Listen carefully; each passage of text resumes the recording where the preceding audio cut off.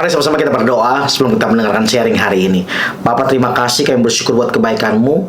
Kasih setiamu gak pernah habis dalam kehidupan kami. Dan kami mau dengar perkataan-Mu Tuhan Yesus. Dalam nama Tuhan Yesus sama-sama kita katakan amin. Puji Tuhan, apa kabar kita hari ini? Saya percaya semua dalam keadaan baik dan semua dalam keadaan luar biasa. Saya mau kasih judul sharing saya hari ini, pengampunan. Mengapa begitu penting setiap kita untuk mengampuni?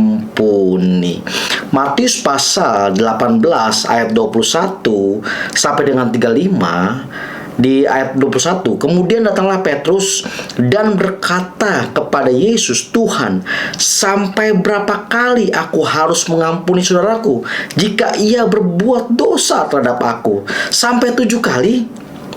Yesus berkata kepadanya, bukan, aku berkata kepadamu, bukan sampai 7 kali, melainkan sampai 70 kali 7 kali. Wow. Terus Tuhan Yesus kasih perumpamaan tentang seorang raja yang hendak mengadakan perhitungan dengan hamba-hambanya, di mana ada seorang hamba diampuni hutangnya, tetapi ketika dia sudah diampuni hutangnya, ketika dia keluar, dia malah menindas temannya yang punya hutang lebih kecil.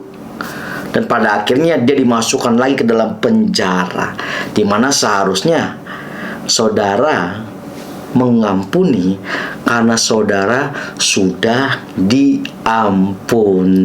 Tetapi kita belajar hari ini tentang pengampunan. Memang gak mudah untuk kita bisa mengampuni orang yang bersalah kepada setiap kita. Kita dilukai mungkin, kita dihianati, kita dijahatin, kita diperlakukan gak adil, kita jujur, kesel, kita pasti marah, kita pasti nggak pengen mengampuni, apalagi lihat mukanya di depan kita, nggak pengen. Kita ada di hidup ini bukan sekedar iseng-iseng, Bapak Ibu Saudara untuk kasih dalam Tuhan Yesus. Karena apa? Dimana Tuhan punya tujuan atas hidup setiap kita. Sama-sama katakan dengan saya, Tuhan punya tujuan. Apa tujuan Tuhan? Yaitu keserupaan, di mana setiap kita menjadi serupa seperti Kristus.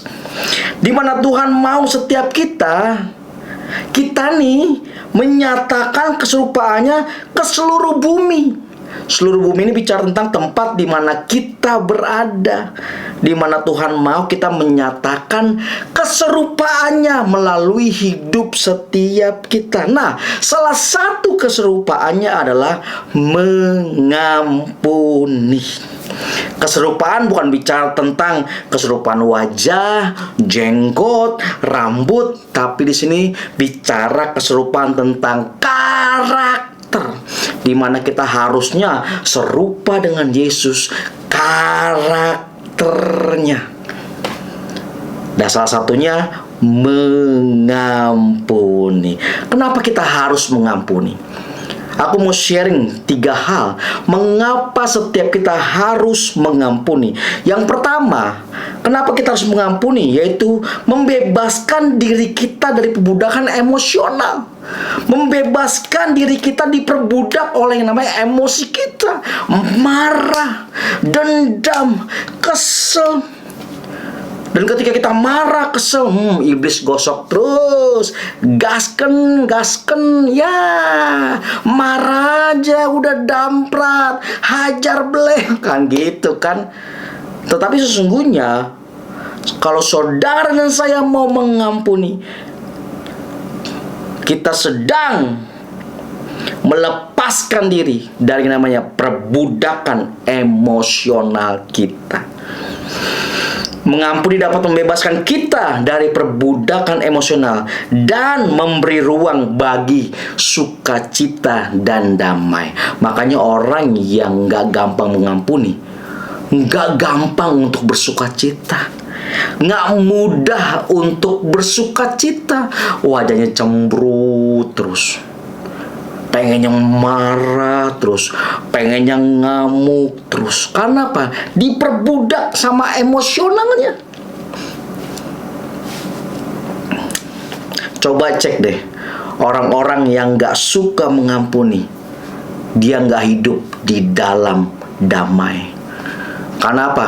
Karena jiwanya ribut, kesel, emosi, sebel. Nah, itu bergejolak di dalam jiwanya. Yang pertama, kenapa kita harus mengampuni? Yaitu untuk membebaskan kita dari perbudakan emosional kita. Yang kedua, kenapa kita harus mengampuni? Yaitu supaya setiap kita membangun hubungan yang sehat. Mengampuni dapat memperbaiki dan memperkuat hubungan yang sehat dengan orang lain. Coba kalau kamu membenci orang, kamu gak akan mempunyai hubungan yang sehat dengan siapapun yang kita sedang bangun hubungannya. Yang ada apa? Yang ada sakit hati, dendam. Bukan hanya hubungan dengan sesama yang gak sehat, tetapi setiap kita akan mengalami namanya sakit tubuh juga. Bisa pusing, darah tinggi, kepala cenut-cenut, bahkan ada yang lebih fatal lagi yang namanya kematian tubuh. Nah, tahun 2005 mamaku meninggal karena kanker rahim. Saya punya hidup tidak seindah drama Korea. Jadi di mana selalu ada pertengkaran di dalam rumah. Mama selalu menjadi objek kemarahan dari papa. Mama dipukul, mama dihajar, ditendang, dan papa main perempuan terus berkali-kali. Dan itu yang membuat mama simpen semua di dalam hati, yang jadi yang namanya kepahitan, dendam. Disimpan begitu lama sampai akhirnya menjadi penyakit. Tetapi akhir mama pulang ke rumah bapak, mama sudah mengampuni semuanya. Mama sudah lepas. Tapi konsekuensi dari sakit tetap membuat tubuh mama harus mengalami kematian di usia muda. Umur 40-an sudah meninggal. Bapak Ibu saudara terkasih dalam Tuhan Yesus. Nah, ini kesaksian saya, biarlah ini menjadi kekuatan buat setiap kita. Betapa pentingnya setiap kita untuk apa? Segera untuk mengampuni dan jangan berlama-lama. Hari ini saya diingatkan betapa bahayanya kalau kita tidak mengampuni. Bukan hanya membuat hubungan kita tidak sehat dengan orang lain, tetapi juga membuat tubuh kita jadi tidak sehat. Karena mengampuni itu sesungguhnya menyembuhkan kita, tapi malah kita nggak mau mengampuni. Jangan terlambat, mumpung masih ada waktu untuk kita bisa mengampuni orang yang bersalah pada kita. Nggak akan ada ruginya kita mengampuni. Karena ketika kita melepaskan pengampunan, itu bukan bicara orang yang kita ampuni saja, tapi mengampuni bicara tentang soal kesehatan hati setiap kita. Wow. Yang ketiga, kenapa kita harus mengampuni? Yang ketiga, mencerminkan Yesus.